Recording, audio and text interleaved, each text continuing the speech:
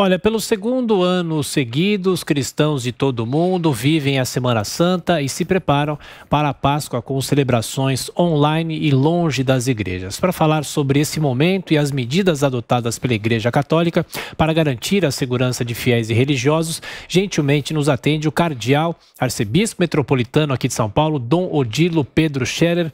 Dom Odilo, mais uma vez, muito obrigado por estar aqui conosco na Jovem Pan, o senhor é sempre bem-vindo. Obrigado, bom dia a todos os ouvintes da Rádio Jovem Pan. Dom Odilo, aliás, há exatamente um ano eu entrevistava o senhor aqui no Jornal da Manhã, quando vivíamos o começo da pandemia. Ninguém imaginava o que iria acontecer, as proporções que tudo isso tomou. O momento do Brasil é muito difícil. E eu pergunto, como é que o senhor avalia essa tentativa de algumas autoridades, nesse momento, tentar liberar a abertura das igrejas para que as pessoas compareçam presencialmente para celebrar a Páscoa? É o momento de se celebrar presencialmente ou a celebração online ainda é a necessidade? Nós estamos naturalmente celebrando as cerimônias da Semana Santa e vamos celebrar a Páscoa de maneira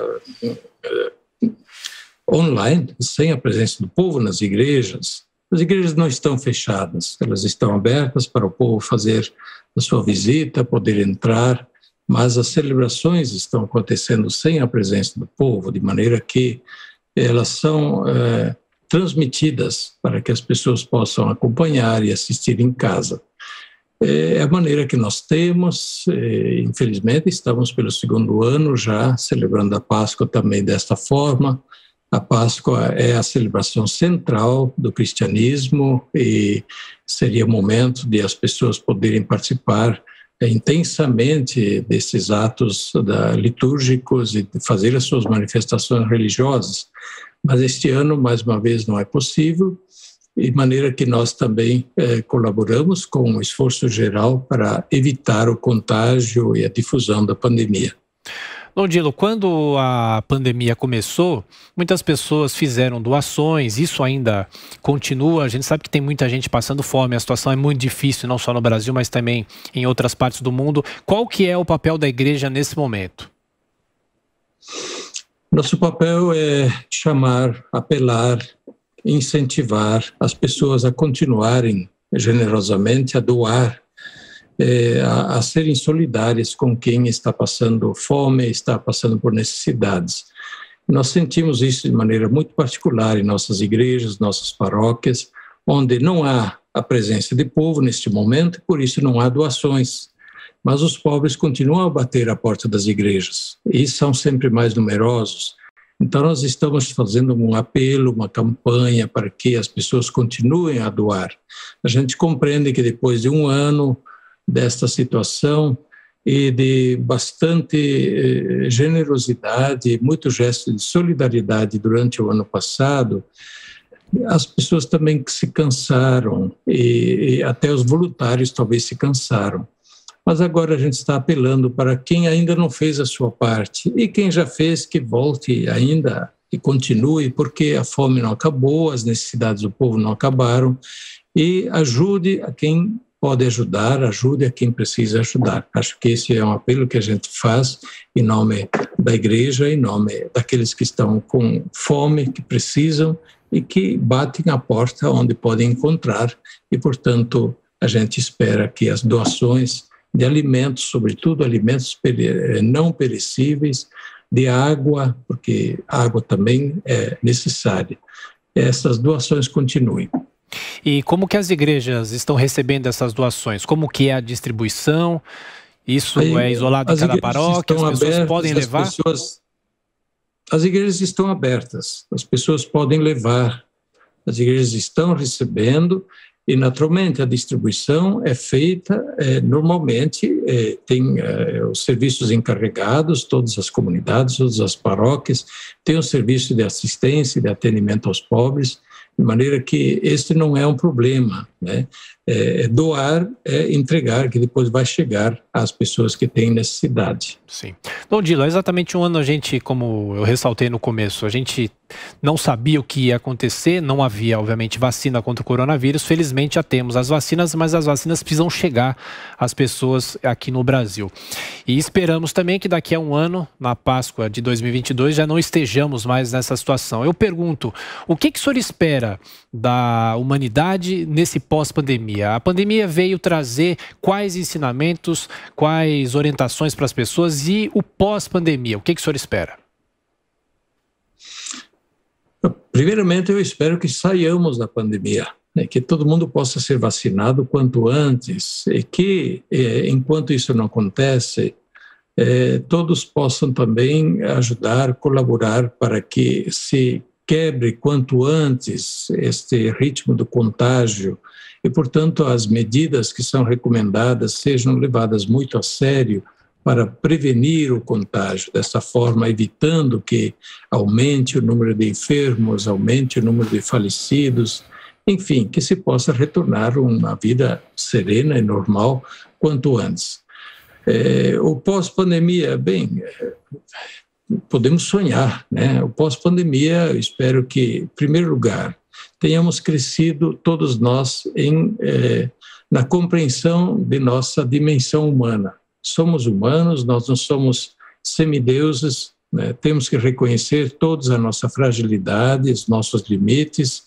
De repente nos vimos aí com todos os nossos poderes e capacidades, nos vimos derrubados por um vírus que ninguém enxerga.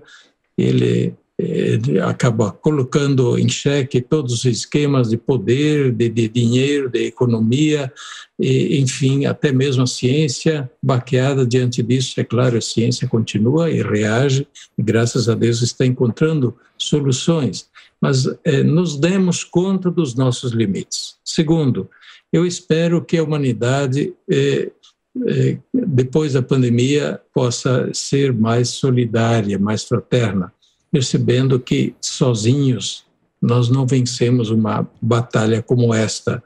Ninguém sozinho vence, nem com todo o seu dinheiro, nem com todo o seu poder, nem com toda a sua tecnologia. Nós precisamos todos uns dos outros e, portanto, que tenhamos aprendido bem esta lição e que, portanto, o mundo possa se organizar de maneira mais solidária, menos concorrencial, muito mais fraterna, e também pensando muito menos no acúmulo de bens, mas muito mais em produzir os bens que sejam de fato necessários para a vida, para poder dessa forma satisfazer as necessidades básicas de toda a população.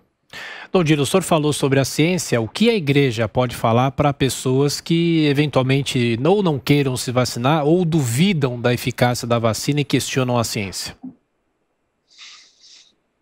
A gente respeita a liberdade de cada um, porém cada um tem que colher as consequências disso. E nós tivemos uma porção de notícias de pessoas que negavam a pandemia, negavam o vírus, negavam o risco, negavam, enfim, negacionistas. Acabaram ficando enfermos, não quiseram tomar vacina, não quiseram ir ao hospital, morreram. Então, esse é o risco. Quem nega a realidade paga o preço desta negação da realidade. Eu espero que todas as pessoas que ainda não tomaram ciência e não levam a sério a realidade da pandemia possam quanto antes fazê-lo para não serem colhidas pela surpresa de serem elas mesmas vítimas também. E o que o senhor pode dizer para as pessoas que por mais um ano vão passar a Páscoa de forma isolada? Muitas pessoas longe de parentes não podem se encontrar por causa das contaminações. Esse isolamento também é difícil porque as pessoas ficam angustiadas. Enfim, que palavra que o senhor pode deixar para essas pessoas? São momentos difíceis, com certeza, mas que podem ser aliviados quando nós nos colocamos um pouco solidariamente ao lado de todos os outros que também vivem essa condição. Então, nós não estamos sozinhos. Isso não é que seja um consolo, mas, de alguma forma, nos dá coragem para, então, a gente encarar a situação.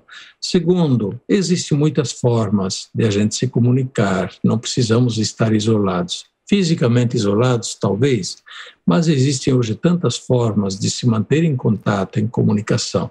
Por isso, quem está na solidão, procura entrar em contato de alguma forma. Existem tantas maneiras de se comunicar hoje.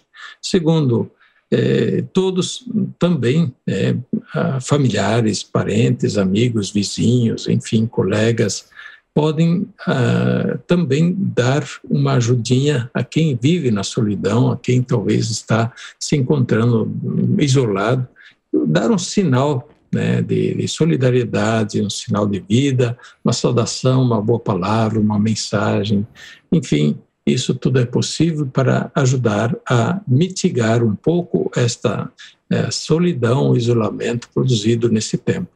Além do mais, né, eu naturalmente, como pessoa de fé, eu convido todas as pessoas a viver esses momentos com fé, na oração, na união com Deus, rezem, procurem ler a palavra de Deus, participar das celebrações também que a igreja tem, para assim se sentirem participantes da comunidade que crê, que reza, que espera e desta forma também procura encontrar forças para superar este momento. Dom Odílio, para a gente fechar a nossa conversa aqui na Jovem Pan, a mensagem final do senhor em relação à Páscoa. O que a Páscoa traz de ensinamento nesse momento? Na Páscoa nós celebramos a passagem de Jesus Cristo da morte para a vida. A paixão de Cristo. A paixão fala a passagem da paixão e morte, sepultura e ressurreição de Jesus Cristo. E lembrando esse fato, nós recebemos a mensagem justamente da superação. É uma mensagem de esperança, mensagem que nos diz a dor, a morte, até mesmo a maldade, a injustiça. Jesus foi condenado inocente, foi torturado inocente, morreu na cruz inocente. O sofrimento mais atroz não tem a última palavra. Jesus Cristo ressuscitou, está vivo, e Ele nos dá justamente este sinal. Nós podemos ter esperança de que nós não seremos esmagados pela morte, pela dor, pelo sofrimento, se nós temos fé em Deus. Portanto, caminhemos com fé e unamos-nos a Jesus Cristo na sua paixão para com Ele termos parte também na sua vida, na sua ressurreição. Esta é a mensagem que nós temos nesta Páscoa a dizer. Arcebispo Metropolitano de São Paulo, Dom Odílio Pedro Scherer, mais uma vez, muito obrigado pela atenção, pela gentileza, uma excelente Páscoa para o senhor e até a próxima. Muito obrigado a todos vocês.